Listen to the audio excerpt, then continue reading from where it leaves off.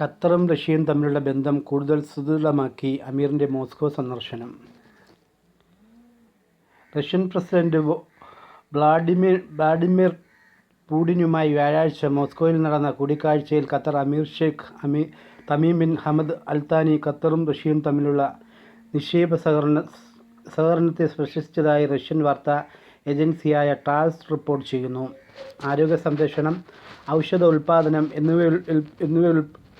എന്നിവയുൾപ്പെടെയുള്ളവയിൽ നേടിയ നിക്ഷേപ സഹകരണത്തിൻ്റെ നിലവാരത്തിൽ ഞങ്ങൾ വളരെയധികം അഭിമാനിക്കുന്നു എന്ന് ഷെയ്ഖ് തമീം പറഞ്ഞു. ഇരു രാജ്യങ്ങളും തമ്മിലുള്ള സാമ്പത്തിക ബന്ധത്തിലെ സമീപകാല പുരോഗതി അദ്ദേഹം ചൂണ്ടിക്കാട്ടി. വ്യാഴാഴ്ച അമീർ റഷ്യയിൽ ഔദ്യോഗിക സന്ദർശനത്തിനെത്തിയത് ദോഹയും മോസ്കോയും തമ്മിലുള്ള ശക്തമായ ബന്ധത്തെക്കുറിച്ച് അദ്ദേഹം സംസാരിച്ചു. സംയുക്ത പദ്ധതികൾ ആരംഭിക്കാനും നിരവധി പുതിയ കരാറുകളിൽ ഒപ്പുവെക്കാനും ഇരു രാജ്യങ്ങളും ഉടൻ തയ്യാറാക്കുകയാണെന്ന് അദ്ദേഹം പറഞ്ഞു. ഗാസയിലെ യുദ്ധം അവസാനിപ്പിക്കാൻ ഖത്തർ നടത്തിയ നയതന്ത്ര ശ്രമങ്ങളെയും പ്രസിഡന്റ് പുടിൻ പ്രശംസിച്ചു. ഇസ്രായേൽ പലസ്തീൻ സംഘർഷം പരിഹരിക്കാൻ ഖത്തർ വളരെ ഗൗരവമായി ശ്രമങ്ങൾ നടത്തുന്നുണ്ടെന്നും ഞങ്ങൾക്കറിയാം, അദ്ദേഹം പറഞ്ഞു.